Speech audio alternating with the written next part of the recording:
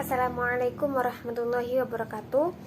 Saya dari kelompok 1, nama saya Ajeng Atika. Di sini saya akan memaparkan materi yaitu tentang pengertian dan ruang lingkup filsafat pendidikan.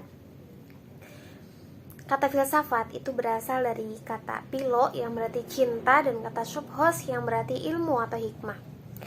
Nah, filsafat secara bahasa adalah cinta akan ilmu atau hikmah. Sedangkan secara istilah yaitu kemampuan berpikir tentang sesuatu secara kritis, dinamis, dan sistematis.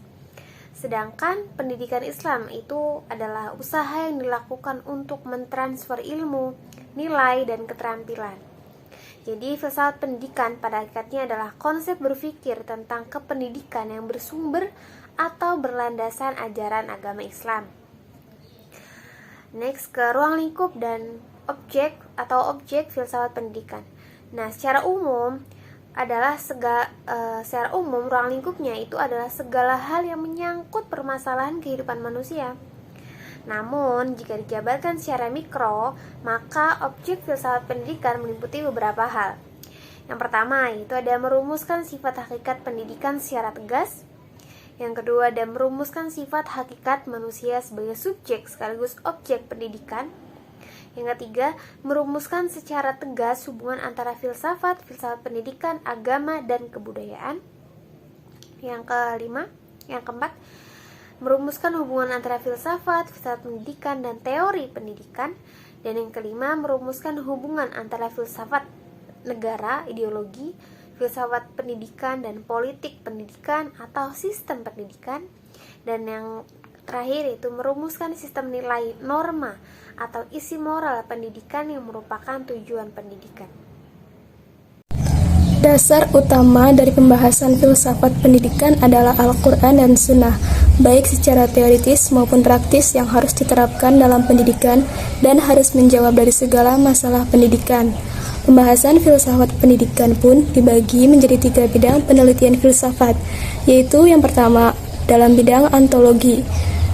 Ini bertugas mencari hakikat segala sesuatu yang erat kaitannya dengan topik yang dihadapi. Dalam bidang pendidikan, fokus utama tentang Sang Maha Pencipta, makhluk, manusia, dan alam semesta.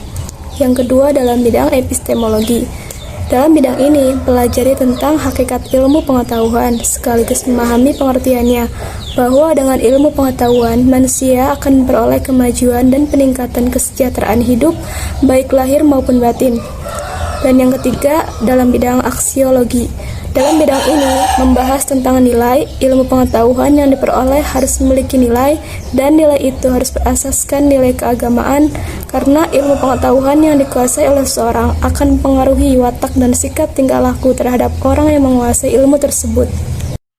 Perkenalkan, nama saya Hikmatunisa, 62108101059. Di sini saya akan menjelaskan tentang kegunaan filsafat pendidikan.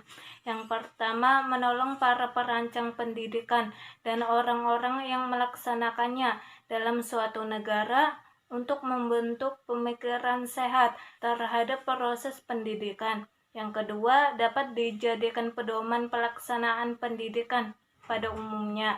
Yang ketiga, memberikan landasan dan sekaligus mengarahkan kepada proses pelaksanaan pendidikan yang berdasarkan ajaran Islam.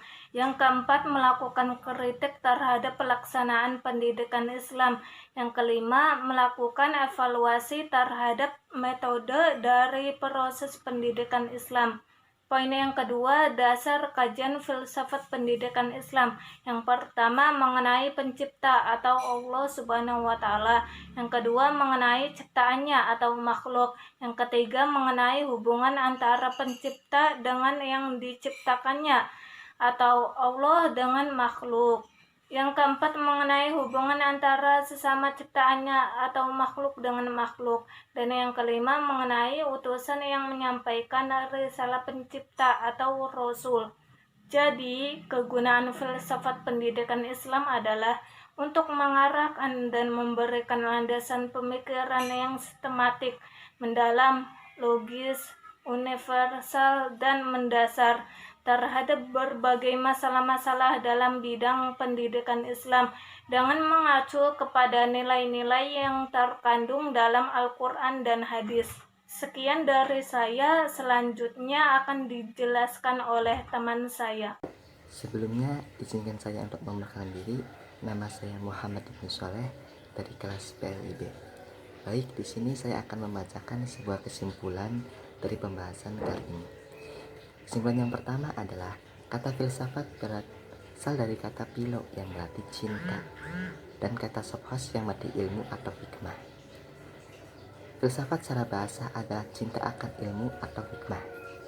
Filsafat secara istilah adalah kemampuan berpikir tentang sesuatu secara kritis, dinamis, dan sistematis. Ruang lingkup filsafat pendidikan Islam secara umum adalah segala hal yang menyangkut permasalahan kehidupan manusia.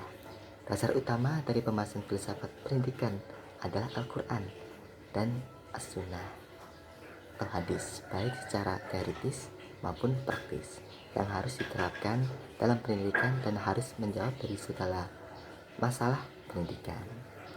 Dan yang terakhir adalah, jadi kegunaan filsafat pendidikan Islam adalah untuk mengarahkan dan memberikan landasan pemikiran yang sistematik, mendalam, logis, universal, dan mendasar terhadap berbagai masalah-masalah dalam bidang pendidikan Islam dengan mengacu kepada nilai-nilai yang terkandung dalam Al-Quran dan Al-Hadis.